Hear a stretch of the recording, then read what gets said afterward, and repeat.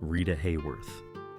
Before she became the legendary Rita Hayworth, young Margarita Carmen Cansino was born on October 17, 1918 in Brooklyn, New York. She hailed from a family deeply rooted in the entertainment industry.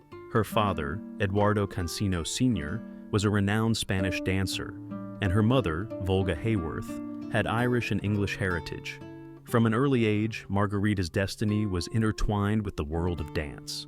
Under her father's tutelage, she trained rigorously, showcasing a natural grace and talent that would one day captivate audiences worldwide. By the tender age of 12, Margarita was already performing professionally, frequently appearing alongside her father in Latin dance shows throughout Los Angeles. Yet, even as Margarita's star began to rise, her childhood was marked by both privilege and hardship. While the family's Hollywood dance studio provided her access to the entertainment industry, it also exposed her to its darker underbelly. Performing in Tijuana nightclubs, the young dancer wore heavy makeup and revealing costumes that made her appear much older, a practice that would later be scrutinized through a more critical lens. Undeterred, Margarita's dedication to her craft only grew. In addition to her stage performances, she worked as a dance instructor at her father's studio, teaching both children and adults between film auditions. It was during this time that Margarita experienced her first brush with Hollywood, undergoing a screen test at Fox Studios. Remarkably, she nearly missed the opportunity entirely, as she arrived with a 103-degree fever, yet refused to back down, insisting on giving her all. Margarita's transition from Rita Cansino to Rita Hayworth would prove to be a pivotal moment, not just in her career, but in the very essence of her identity.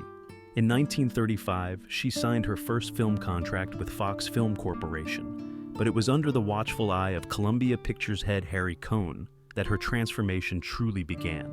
Cohn, convinced that Margarita's ethnic appearance would hinder her mainstream success, set out to mold her into a more traditionally American star. This process involved painful electrolysis treatments to raise her naturally low hairline, a procedure she endured for nearly 2 years.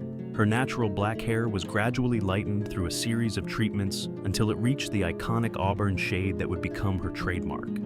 The rebranding extended beyond just her physical appearance. Margarita Cansino became Rita Hayworth, a name that would forever be synonymous with Hollywood glamour and seduction. This metamorphosis marked the beginning of Rita's ascent to stardom, one that would be cemented by her breakthrough role in 1941's The Strawberry Blonde, followed by her iconic pairing with Fred Astaire in You Will Never Get Rich. Navigating the complexities of fame, as Rita's star continued to rise, the public was captivated by her beauty, her dancing prowess, and her undeniable screen presence. Yet, behind the glamorous facade, she battled a series of personal demons that threatened to undermine her success. Plagued by insomnia throughout her adult life, Rita often found herself working through the night, unable to find rest. Her marriages, too, were marked by tumult, including her union with the renowned Orson Welles, whose controlling behavior and intellectual demands took a toll. Even Rita's marriage to Prince Ali Khan, which brought her the title of Princess Rita, proved challenging as she struggled to adapt to the cultural expectations of her new role. Perhaps the most poignant chapter of Rita's life was her battle with Alzheimer's disease. Years before her official diagnosis, the early signs of the debilitating condition began to manifest, with symptoms often mistaken for alcoholism or difficult behavior. Rita would sometimes forget her lines or become disoriented on set, leading to whispers and rumors about her professionalism. It was her daughter, Princess Yasmin Khan, who would become a fierce advocate for Alzheimer's research and awareness, helping to destigmatize the condition at a time when it was poorly understood. Hayworth lapsed into a semi-coma in February 1987. She died at age 68 from complications associated with Alzheimer's disease on May 14, 1987, at her home in Manhattan. A funeral service was held on May 18, 1987, at the Church of the Good Shepherd. She was interred at Holy Cross Cemetery, Culver City, California, in the Grotto section, Lot 196, Grave 6. Her captivating performances, her pioneering contributions to the art of dance on film, and her status as a cultural icon have cemented her place in the annals of Hollywood history.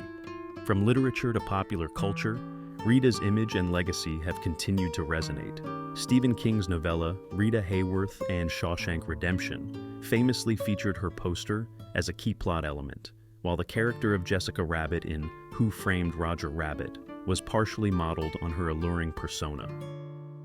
In the years since her death, organizations like the Rita Hayworth Gala, founded by her daughter Princess Yasmin, have continued to honor her memory and legacy.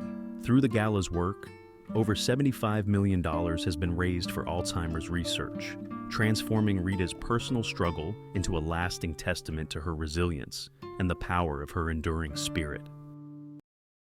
Love hearing about iconic stars who have passed away?